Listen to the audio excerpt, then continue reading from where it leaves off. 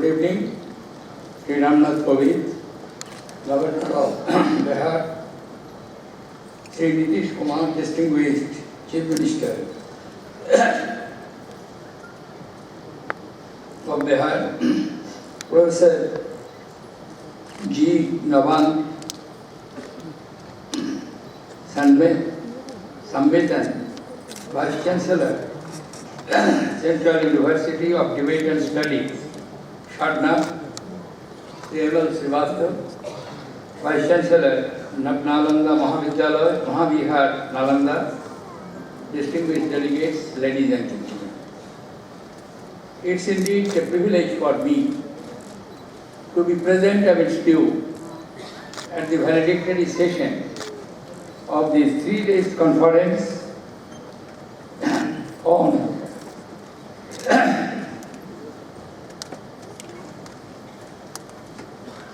the issues which are affecting the world. Today's world, when we look at, are dominated totally by violence. Hardly there is a day when there is not some sort of violence in different parts of the world. Truly, as once poet Rabindranath Tagore described the world just on the eve of the Second World War, that the world has become mad after violence. Nation after nation are declaring proudly, fronted with the blood stains marked on their forehead, that they are joining in this mad race of wanton destructions of human civilization. I do consider, in that context, conference organized by Ministry of Culture and Nalanda Mahabihar to analyze Buddhism in the 21st century, perspectives, responses in global challenges and crises.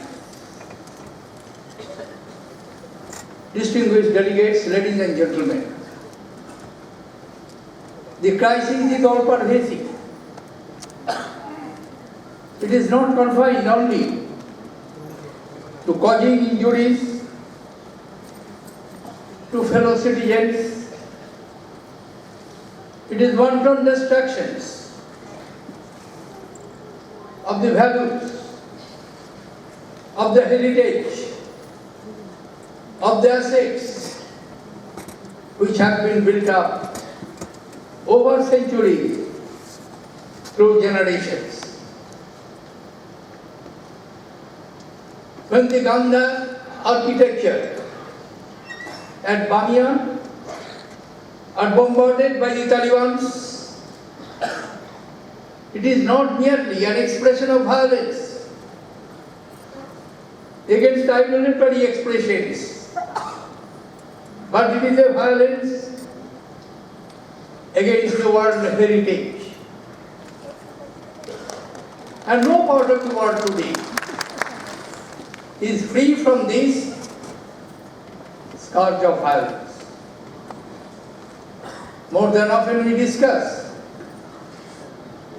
in our discourse that world is becoming more and more complex. It is complex not merely because of threat to human life, property,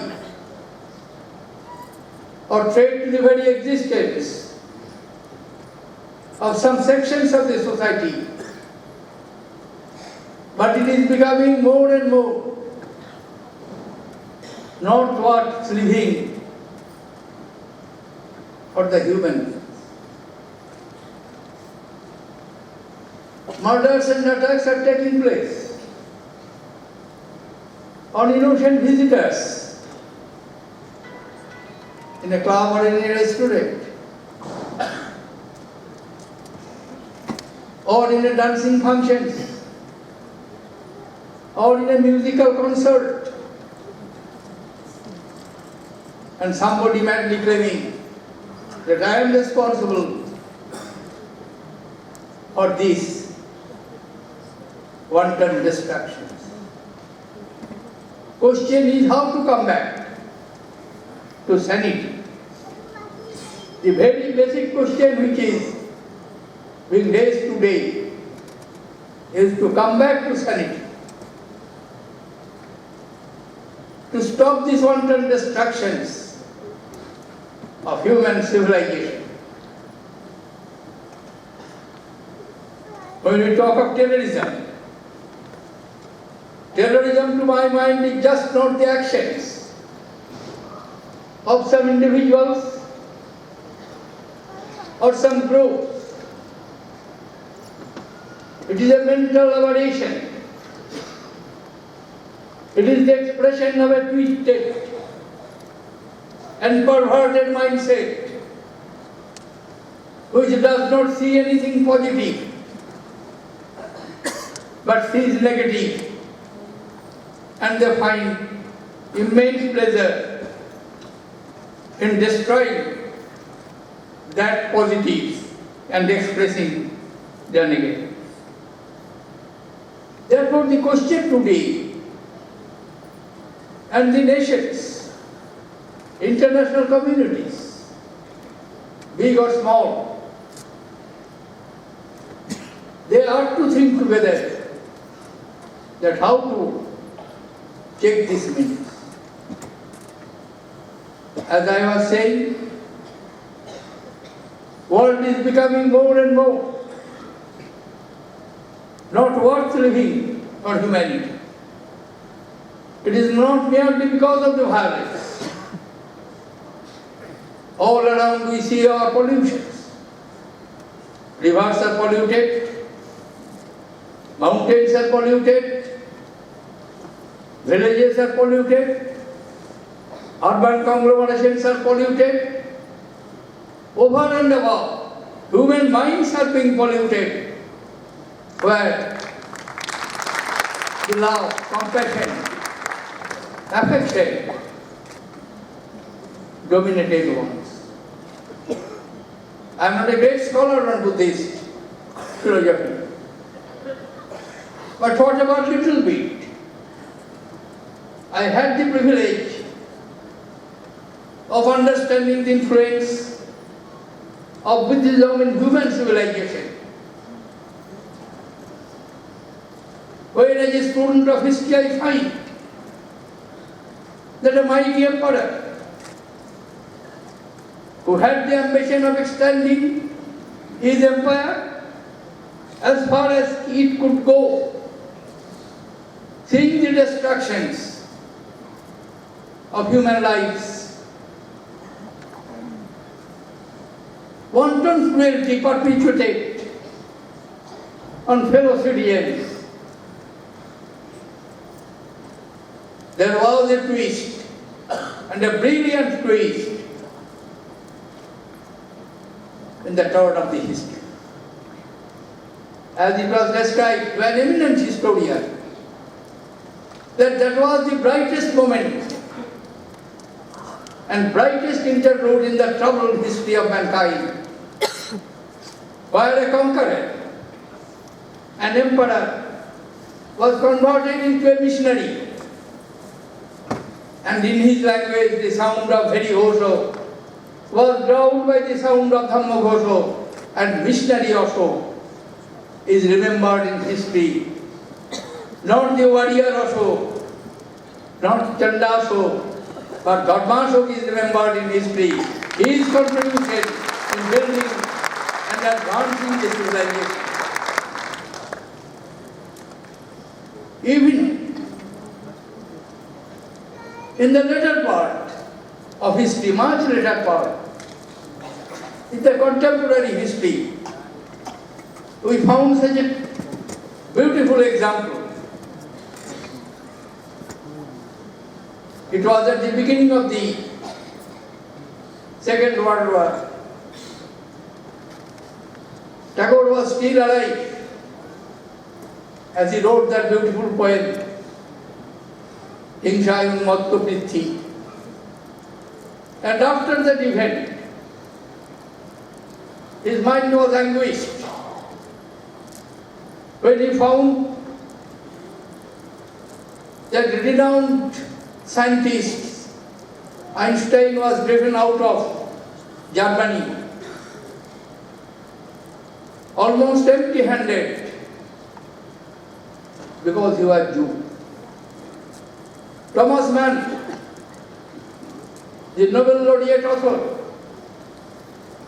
his books were burned on the streets of Berlin. Naturally, a sensitive, anguished mind of Tagore wrote to hideous intellectuals of the world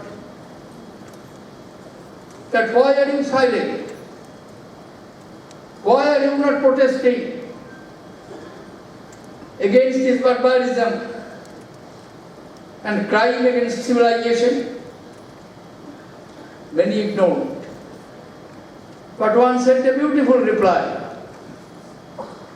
Tagore, we understand and appreciate your sensitive mind, your injured feelings, but perhaps you are emotionally being overcarried. Course of human civilization has never been decided by any emperor, by any conqueror. Therefore, don't worry if the history in the past was not dominated by Genghis Khan or Tamerlane. Present history is also not going to be dominated by brown shirts of Hitler, black shirts of Mussolini, not even by the red shirts of Stalin, but by a man who has no shirt, is Mohandas Karamchand Gandhi. Ladies and gentlemen, distinguished delegates, 3 days you have deliberated on how to find the way, and you have accepted the correct path, to find the path from the teachings and lives of Buddha. Violent world, cruel world, polluted world are creating unacceptable environment. From there we can come out by the teachings of this great personality. It is needless for me to point out how efforts were being made to restore the old tradition, particularly the tradition of education, culture, and heritage which Nalanda reflected. Almost for 1500 years, Indian university system, whether in Takshashila or in Nalanda or Vikramshila or Bharavi or Udodpuri, they attracted mighty minds in the form of students and teachers from all over the world. There were intellectual confluences. Takshashila was not merely a place of learning, giving discourse on different subjects, but it was the confluence of 4 civilizations: Indian, Persian, Greek, and Chinese. Same was the story of Nalanda for almost 1500 years. From 3rd century BC to 12th century AD, when this university was destroyed. What was the essence of these universities destroyed? Open mind, free discussions, encouragement to put questions. Teachers wanted acharyas, upadhyayas, encourage the students to put questions, to ask why, before a proposition was to be accepted and followed by them. If there cannot be a free atmosphere in a university, in an academic institution, then what type of lessons we can give to our students? Education means development of mind. Education means constant interaction with the teachers, with the fellow students, with others interested. An atmosphere must be free, free from prejudice, free from anger, free from violence, free from doctrines. It must be conducive to free flow of intellectual persuasion.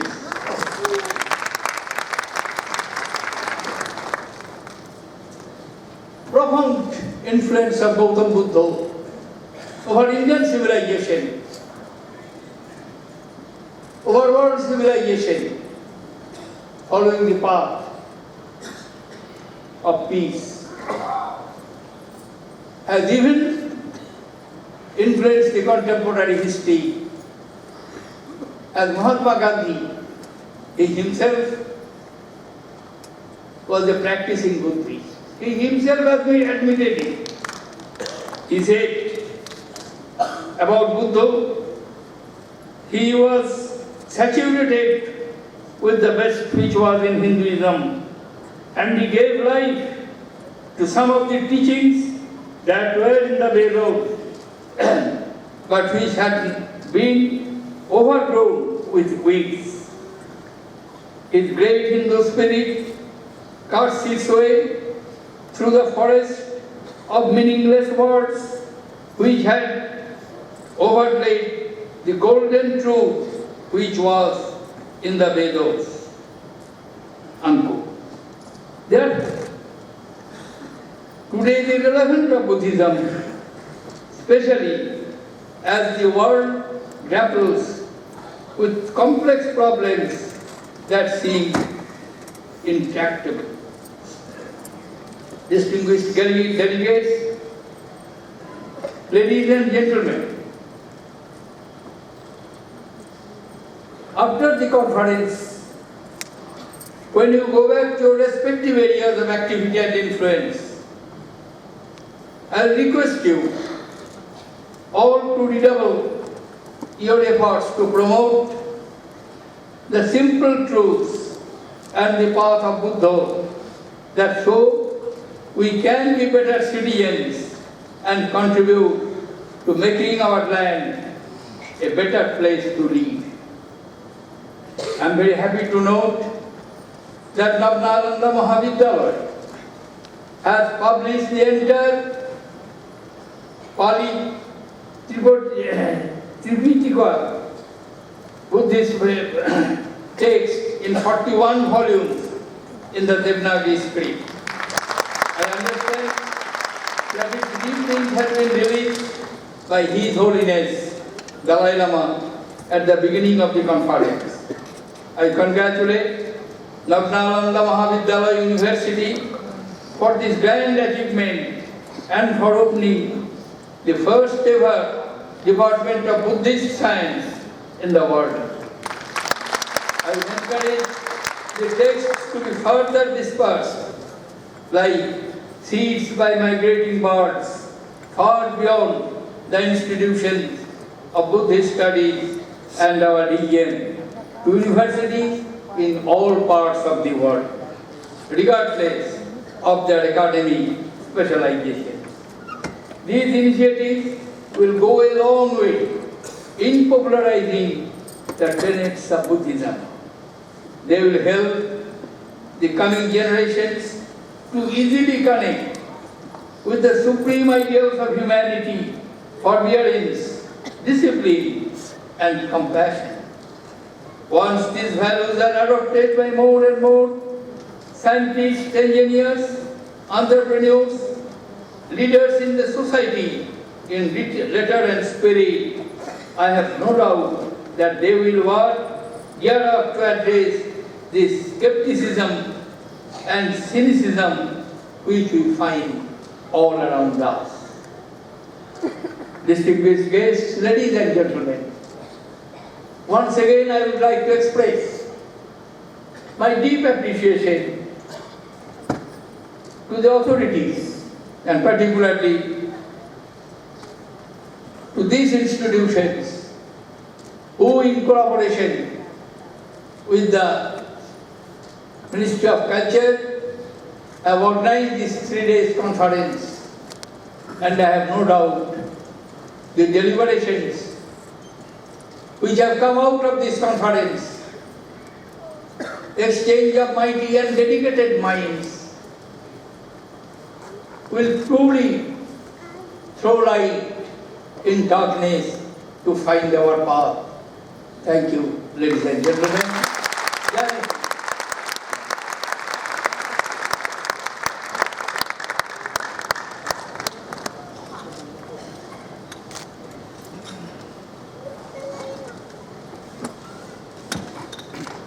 I request Geshe Navasantan, Vice Chancellor, Central University.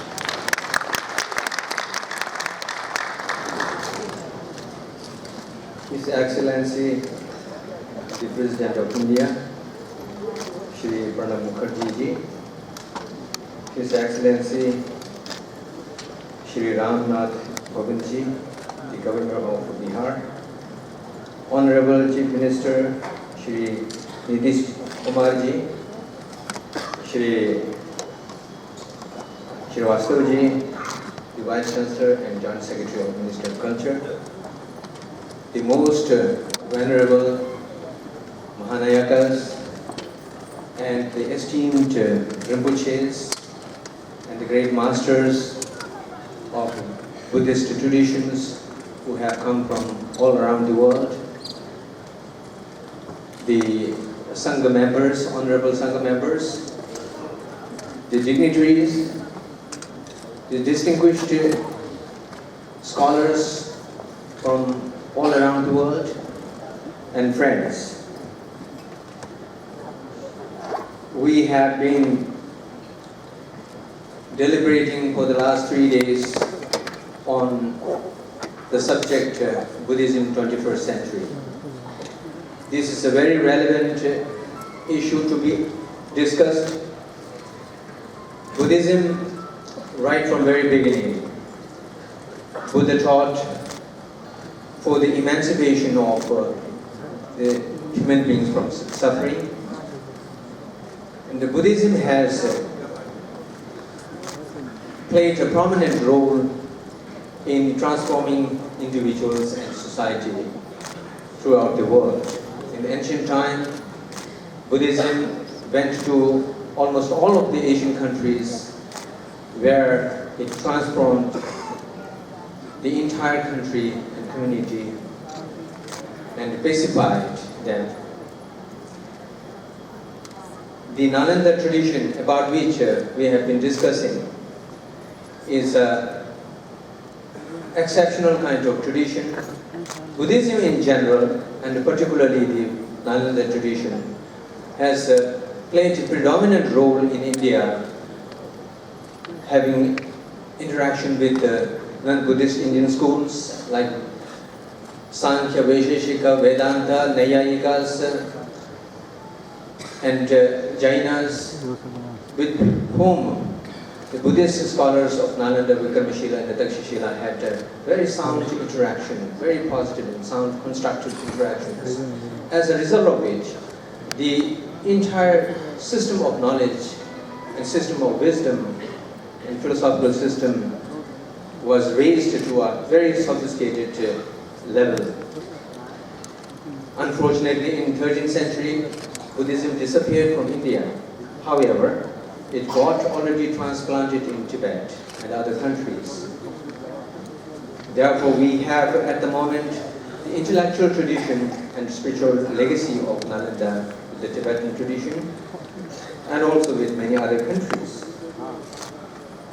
The wisdom and the compassion that the Buddhism can provide is not only pertinent to the present world, but also a necessity in the present world, to whom the Buddhism can provide some mechanisms and devices and methods to develop peace in their respective communities. Now, in the modern age, Buddhism has been having interaction with the sciences, and Buddhism is received by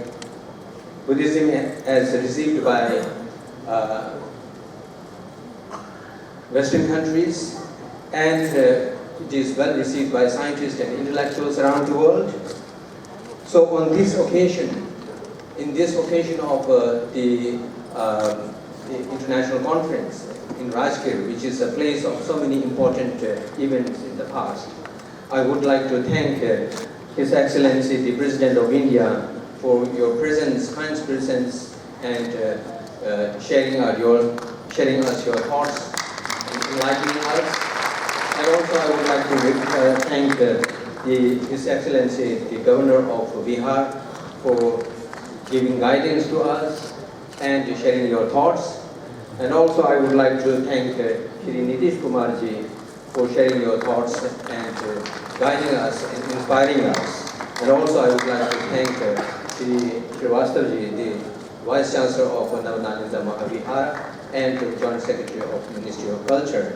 And I would like to thank all the dignitaries and all of the distinguished masters and intellectuals, scholars for coming to this conference and making this successful. Thank you very much. Ladies and gentlemen, we will conclude with the national anthem.